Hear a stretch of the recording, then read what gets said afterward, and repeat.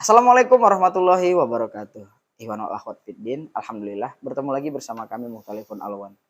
Pada video kali ini saya mengundang teman saya yang beliau ini adalah seseorang yang menyukai hal-hal yang berbau dengan sejarah. Nah, semakin kemari beliau semakin suka dengan sejarah tentang Islam itu sendiri, baik pada zaman masa Rasul bahkan sejarah Islam di Indonesia. Nah, untuk itu kita langsung saja sapa beliau. Beliau adalah Bang Rudi. Assalamualaikum Bang Rudi. Waalaikumsalam, Hakim. Nah, alhamdulillah bertemu di channel Mutalifun Alwan gitu ya Iya, Bang ya. terima kasih udah Iya. ngundang. Iya. Nonton juga ya? Nonton, Ikut ngikutin, ya? ngikutin, Alhamdulillah. ngikutin. Jadi Seru sih. gimana waktu diundang kemari? Ya, ini ya, seru aja gitu. Heeh. Pengen juga sih ada sedikit-sedikit ilmu yang bisa mungkin disampaikan. Iya, itulah kenapa kami undang Bang Rudi kemari. Karena memang sampaikan sama tim bahwa Bang Rudi ini termasuk orang yang apa ya, seorang penyuka sejarah lah Bang ya. Ya bisa dibilang gitulah. Gitu ya. Suka sih, suka. Lebih spesifik ke belakang ini lebih ke arah sejarah tentang Islam ya Bang. Iya. Gitu ya. Sebenarnya sejarah semuanya, cuman terkhusus Islam sih, karena kan juga Islam. Muslim. Iya betul. Jadi gini Bang, seperti di opening tadi lah ya kan. Ini kan momennya menuju kemerdekaan nih, hari kemerdekaan kan gitu. Negara kita ini kan kalau kita flashback ke zaman dulu terkenal dengan negara dengan apa ya, image itu kerajaan Hindu terbesar kalau nggak salah ya Bang. Nah gitu. Majapahit. Nah tapi kan juga ada peran Islam atau apa namanya dibuktikan dengan ada pahlawan-pahlawan Muslim di situ. Itu kan berarti kan ada peran Islam dalam kemerdekaan itu. Nah gitu ya Bang ya. Mungkin bisa berbagi lah sejauh apa sih atau bagaimana sih? Ya Abang lah nanti yang berbagi ya. Islam itu bisa berperan untuk negara kita ini atau mungkin mau dari awal Islam masuknya ya monggo lah Bang Rudi. Oke, kalau kita bicara tentang Islam ya, terkhusus di Indonesia itu tidak terlepas sih dalam perjuangan ya, perjuangan mengisi kemerdekaan itu memang banyak tokoh-tokoh Islam yang banyak berperan ya. Namun sebelum kita bicara soal itu, tentu kita kan juga harus melihat ke belakang, Iya. bagaimana Islam itu ada di Indonesia dan bagaimana Islam itu masuk ke Indonesia. Dari situ ya berarti Iya, maksudnya Bang ya. kita kan harus bicara ke belakang dulu, runut ke Iya belakang betul dulu betul gitu. karena ada peran Muslim, ada orang peran pahlawan-pahlawan Islam, berarti kan nggak terlepas dari bagaimana Islam itu masuk kemari. Iya, Yang notabene tadi kan iya. di negara dengan apa ya kerajaan Hindu terbesar ya Bang ya. Iya, Majapahit, ada Singasari Seperti sebelumnya itu. gitu. Jadi kan penasaran ini gimana sih dari awal lah tadi Bang bilang ya, gimana Islam bisa masuk ke Indonesia lah gitu.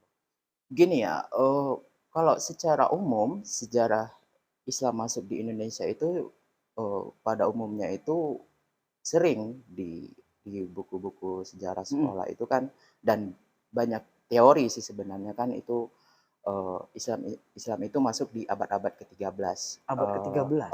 Itu dengan bukti adanya kerajaan-kerajaan Islam pada masa itu ya. Abad ke-13 itu udah ada kerajaan Islam waktu itu. Iya, kayak di tahun 1263 itu ada 1263. Samudra Pasai.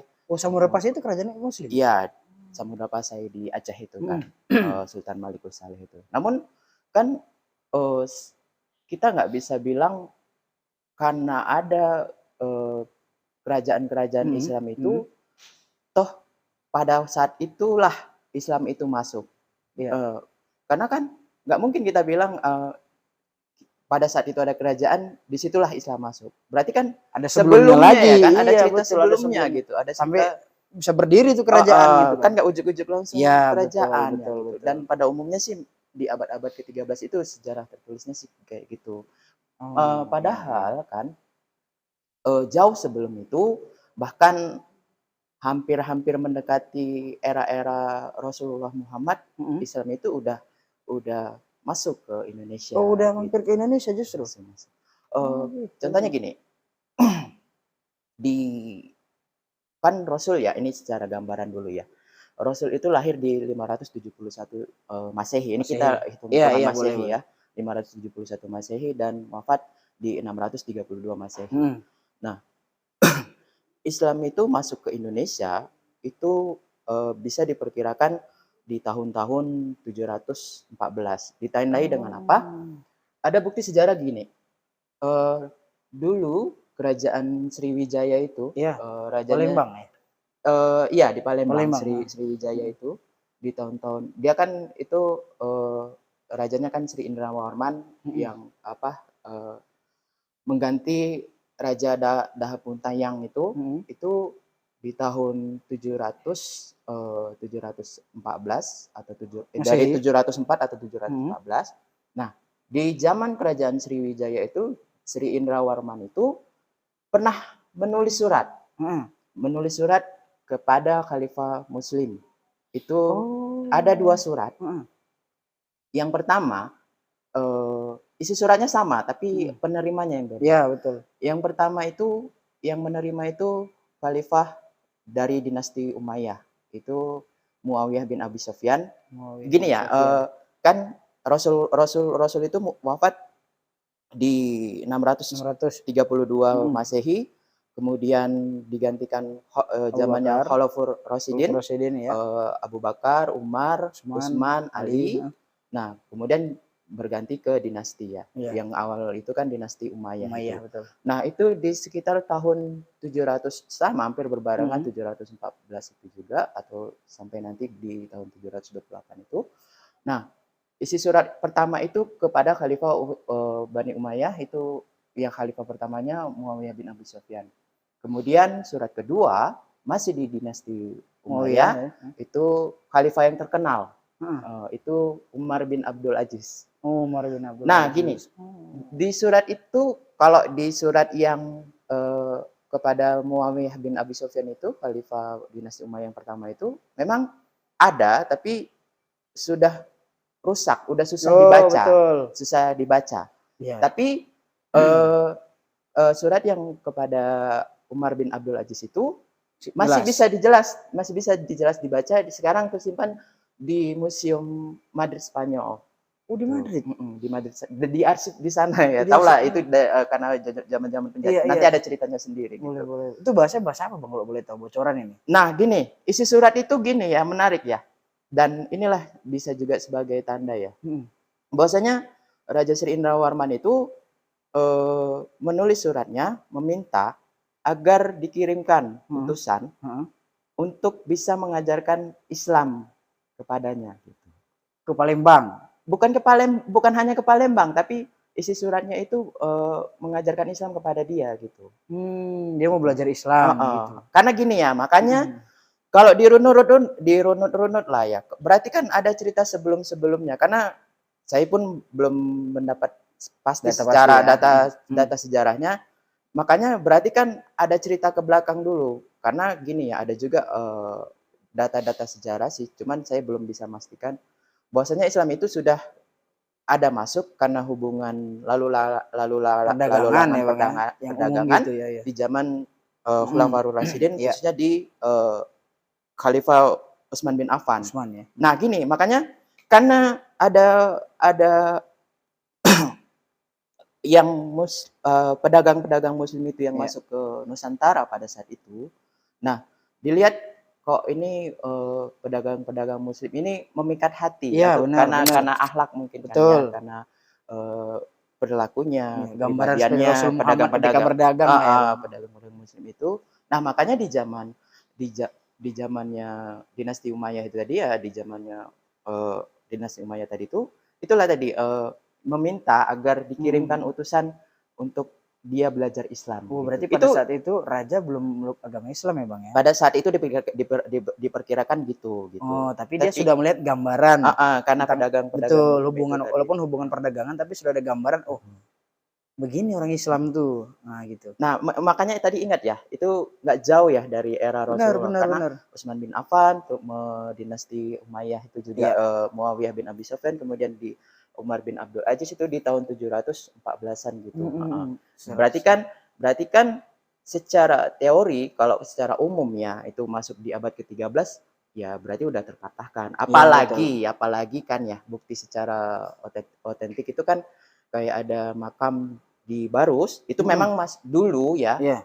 Dulu itu kan Barus itu yang ada di Tapanuli itu kan dulu masuk dalam dalam kekuasaan Sriwijaya itu kan ya. Nah, itu di situ kan ada Hmm. makam Syekh Ruknuddin itu kan ya. Mm-mm. Nah, di bahwasanya di situ kan dulu pernah ada perkampungan Muslim, Iya, iya, perkampungan Arab betul, Muslim betul. di situ kan. Sampai sekarang Nah, masih itu daerah religius itu, Bang. nah makanya itu kan di situ di nisan itu kan tertulis di abad-abad ke-7 tadi itu di tahun Iya, betul. 700-an Oh itu. iya, betul. Berarti kan Penguatan data sejarah jauh tadi ya, ya, betul, betul. jauh dari sebelum itu gitu. Oh iya, Islam betul, itu sudah betul, masuk. betul. Berarti kalau cerita Islamnya yang masuk ke Indonesia lah secara garis besar ya kan, sebenarnya di abad ke-7 tadi Bang ya, Iya, di itu sudah abad-abad ke-7. sebenarnya sudah ada, Heeh. sudah masuk walaupun hubungannya perdagangan seperti itulah Iya, ya. karena kan Sriwijaya itu kan sebagai bandar besar ya kalau kalau kita di abad itu ya Sriwijaya itu. Hmm. Memang Sriwijaya itu kan awalnya itu kan coraknya Buddha ya.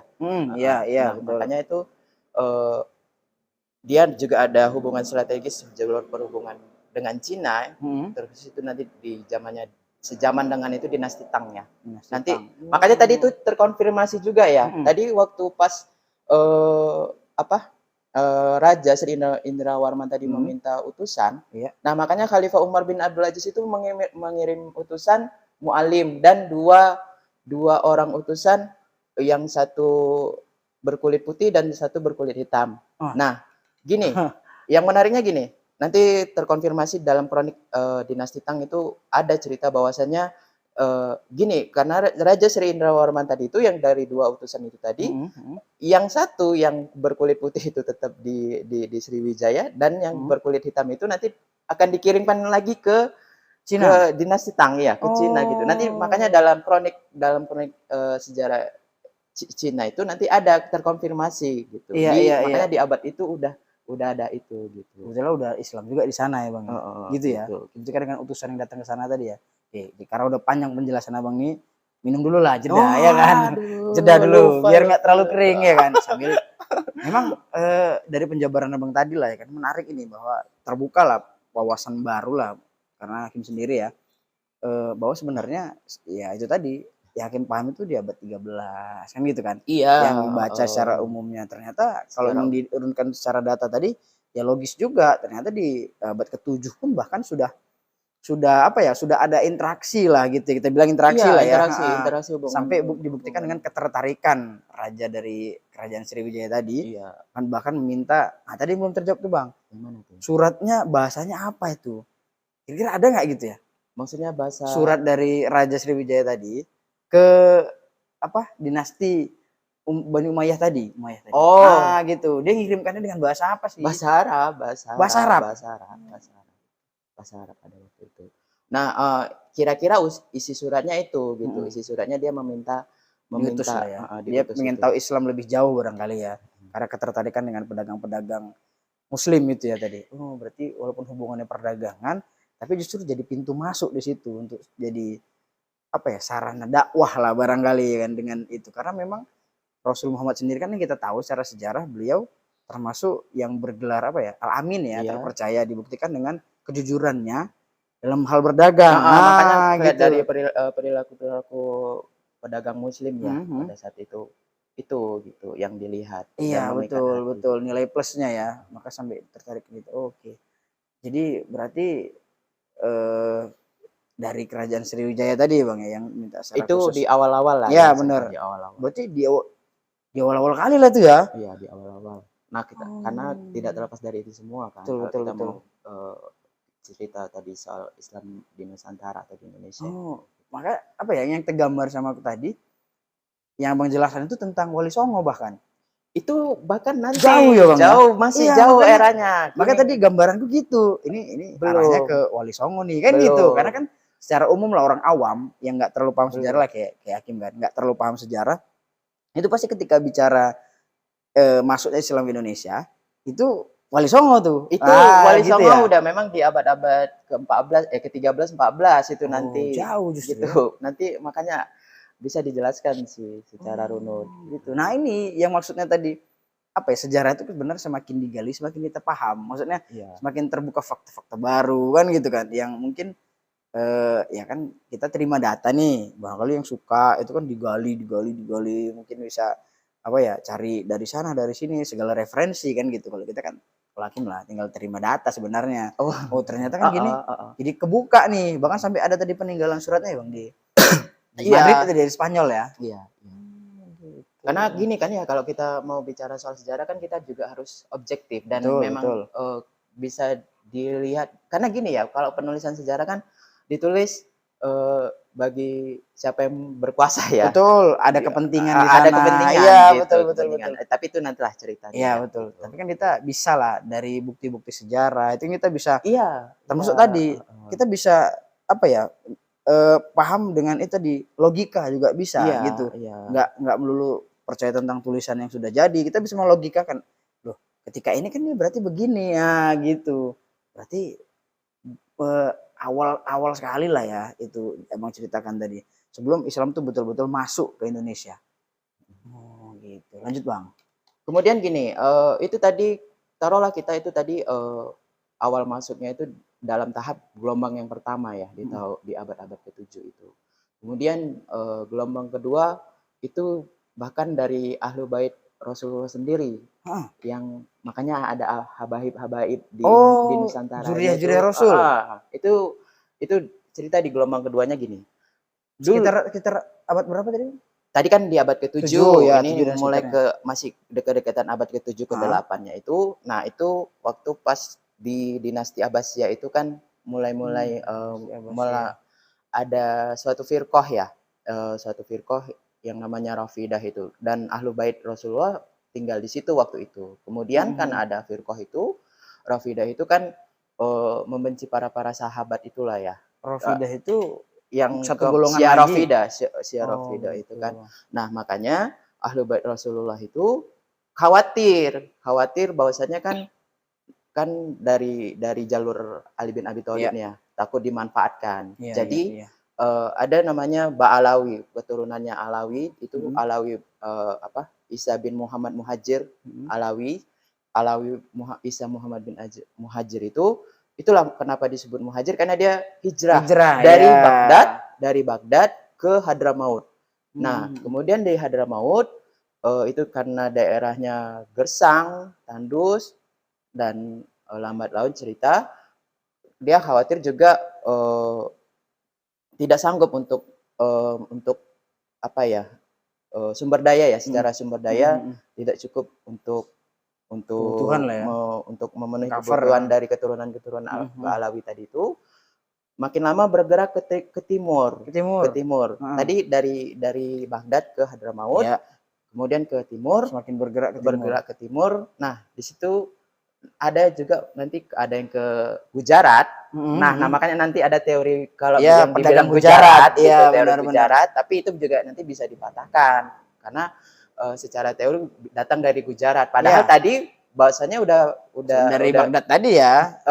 di awal tadi kan udah langsung ke Madinah sih, Iya, benar. ke Damaskus, Iya. Damaskus di Suriah itu tadi yang Mhm. dari dinasti Umayyah. Bahkan sebelum itu di zaman Utsman tadi itu. Oh. Nah, makanya nanti cerita datang dari Gujarat itu dari situ, dari Iya, Ba'alawi itu yang iya. bawakan bahasanya dari Gujarat itu. Nah, ini cerita ini dulu tadi ya. Ini dari gelombang keduanya dulu, dari Ahlul Bait Rasulullah itu tadi.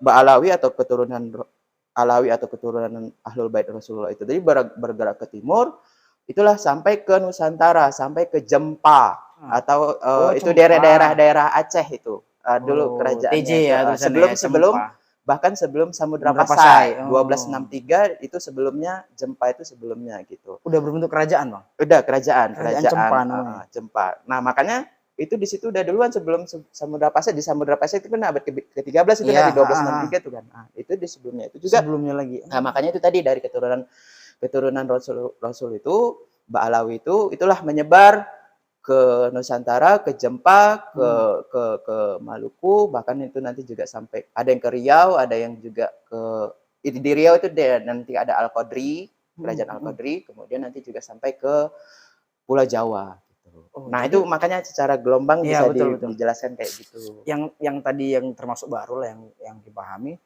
yang biasanya secara umum, secara awam lah, orang awam yang tentang sejarah ini pahamnya itu kan pedagang Gujarat, iya kan? Ah, Nah iya. itu yang lekat itu pedagang Gujarat, ternyata Pedagang-pedagang itu justru berasal dari zuriyah Rasulullah sendiri. Artinya Ada gini, maksudnya gini Kim, hmm, ada kan sebelumnya memang dari bukan para dari Muawiyah termasuk sahabat ya, ya, dari para sahabat, kemudian dari memang pedagang-pedagang Muslim, ya, mualim Muslim itu, kemudian nanti juga ada yang juga langsung dari generasi Rasul ya gitu, zuriyahnya atau Rasul tadi. juriah Rasul itu gitu. Oh, Secara gitu. ini kita bicara secara Ya, tahap betul, gelombangnya betul. gitu. Tahapan Nah, masuklah ke nah terus Indonesia. gini ya, kalau bicara soal teori Gujarat itu dipatahkannya gini, karena dibilang kan awal masuk itu di abad ke-13 Hmm, kemudian dari Gujarat gitu ya, kan, pedagang-pedagang Gujarat itu. Nah, menurut saya sih juga kurang pas karena hmm, memang awalnya itu kan tadi udah langsung dari Madinah ya, ya, maksudnya heeh. dari zaman Utsman pun juga sebelumnya mungkin juga sudah ada sebelum Ya, betul. dinasti Umayyah tadi itu, kemudian dari Damaskus. Gujarat ini India Iya, loh ya, iya, paham, Gujarat paham. ini India. Nah, terpatahkannya gini, di rasanya kurang pas gini, di Nusantara itu kan ya dari dulu sampai bahkan mayoritas sekarang itu kan mazhab ini cerita mazhab ini kan mazhabnya itu kan Syafi'i, sedangkan di Hmm. Gujarat itu Hanafi. Jadi rasanya kurang Oh, pas. iya. Nggak mungkin dia di sini mayoritas Syafi'i ataupun di Asia Tenggara ini, Hmm. di Asia Tenggara Masuknya ini justru Syafi'i, Hanafi ya. di Gujarat itu Hmm. eh, Pahamnya. pahamnya mazhabnya itu kan Hanafi. Hmm. Kemudian dibilang teorinya secara perdagangan dari masuknya dari awalnya dari Gujarat itu kan Hmm. secara bukti Hmm. itu di abad-abad ke 13 12 13 itu kan adanya Iya. Nisan Al-Malikus Saleh itu Hmm. kan Hmm. itu Hmm. secara ukirannya itu nisan itu mirip dengan Yang di Arab. nisan-nisan yang bukan yang di Gujarat itu tadi. Makanya dibilang datang dari Oh, Gujarat betul, betul, gitu. betul. Padahal itu cuman komoditas ekspor Iya, impor iya, itu betul, aja gitu betul, dari betul. perdagangan itu. Gitu. Oh, iya. Nggak bisa Nggak dibilang mengidentifikasikan bahwa itu merek Jarat gitu ya. Oh, padahal makanya saya mau nyampaikan gini bahwasanya Islam itu datang dan masuk itu memang asli loh, maksudnya murni dari Madinah langsung iya, ataupun dari betul. dekat-dekat sahabat Rasul itu Iya, tadi nggak sendiri itu terlalu bukan jauh bukan jaraknya. bukan dari Gujarat India itu Iya, tadi gitu. yang terekspos sampai hari ini ya itu tadi, bahkan Hakim sendiri berpikiran itu tadi. Makanya sempat bingung gitu kan. Kok apa ya? Islam kan kental dengan Arab gitu kan. Iya. Arab, Madinah, Mekah begitu kan. Terus kenapa justru yang masuk ke Indonesia itu asalnya dari Gujarat Nah, gitu. itu Nah, kan ini yang jadi dibilang kayak pertanyaan gitu sebenarnya. Cuman padahal karena memang apa ya? Minim data, terus nggak ngulik memang. karena Jadi memang terima-terima aja gitu. karena memang itu tertulis dalam sejarah dan bahkan Nah, itu. di buku-buku sejarah sekolah gitu. Dan inilah ya rujukannya itu pula itu ya. Rujukannya itu dari tulisan tahu saya Abdul Ghaffar Pernah dengar? pernah Pernah dengar? dengar? Pernah dengar? Pernah dengar siapa? Tahu kisahnya. Mungkin di video berikutnya kita bahas, Bang.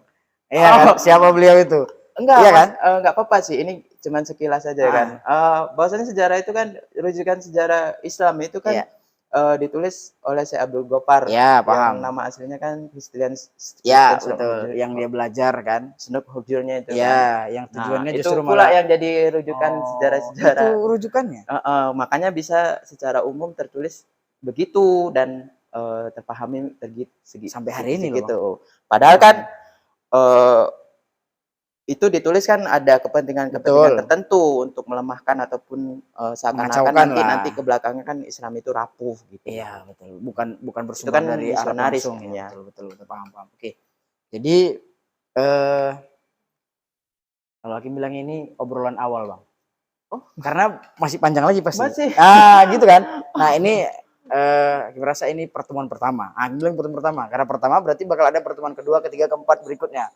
Khusus Bang Rudi kita terus bahas tentang sejarah gimana, Bang? Nggak apa-apa, nggak Kalau apa-apa. nanti Ini kan diundang lagi masih bersedia ya? bahkan kalau bisa gini, maksud saya sih bahkan juga bisa dirangkum ya Hmm. tanpa menghilangkan nilai-nilainya ya. Iya, Bahkan betul. nanti bisa sebagaimana kita skopnya itu Iya. juga bisa lebih gimana ya lebih menjelaskannya lebih lebih singkat dan padat. Betul, siap, siap. Nah, untuk awal Hakim merasa pemanasan lah ini ya. Ini udah cukup menarik perhatian. Nah, artinya memang sebagai anak muda harusnya kita juga harus lebih interest lah, tertarik pada sejarah gitu kan. Karena kalau kata Bung Karno sendiri jas merah Ya, ya kan. jas merah. Nah, jangan sekali-sekali melupakan sejarah. Nah, gitu. Karena kita juga di sini hari dengan kondisi ini nggak terlepas dari sejarah kisah masa lalu. Nah, begitu. Jadi sebelumnya terima kasih banyak Bang Rudi untuk ilmunya di pertemuan pertama. Insya Allah pertemuan berikutnya, ya kan, kita bahas lebih jauh lagi. Nah, untuk di akhir video mungkin adalah yang mau Bang Rudi sampaikan lagi. Monggo Bang, langsung. Ya kembali ke tadi juga bahwasannya apa yang sudah diucapkan oleh tadi oleh hakim ya, bahwasanya sangat penting itu tadi ya, jas merah itu.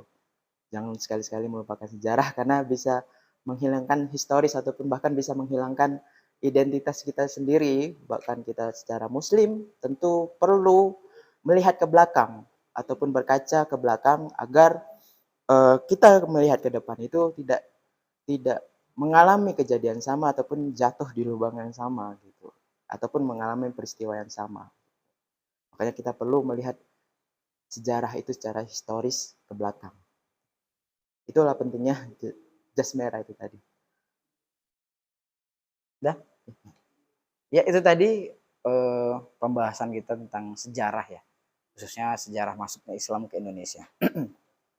Dari obrolan ini ada beberapa hal yang secara pribadi bisa mendapatkan gitu kan. Yang pertama sebenarnya pentingnya itu tadi belajar sejarah. Sebagai warga negara yang baik ya belajarlah sejarah tentang negara. Sebagai umat Islam yang baik belajarlah tentang bagaimana sejarah Islam itu sendiri. Karena betul kata Bung Karno jas merah. Jangan sekali-sekali melupakan sejarah. Kenapa? Karena kita ada hari ini di sini berkat kejadian di masa lalu. Artinya berkat sejarah. Nah itu. Kedepan insya Allah kita akan bahas sejarah-sejarah lainnya, kisah-kisah. Bahkan kita lanjutkan obrolan kita tadi. Tetap bersama Bang Rudi. Untuk itu sekian video kali ini. Terima kasih sebelumnya untuk Bang Rudi. Insya Allah kita bertemu di video-video selanjutnya dengan membahas perjalanan sejarah Islam lainnya. Sampai ke peran Islam sendiri dalam kemerdekaan negara Republik Indonesia. Itu saja. Binasri minallah wa qarib. Assalamualaikum warahmatullahi wabarakatuh. Waalaikumsalam.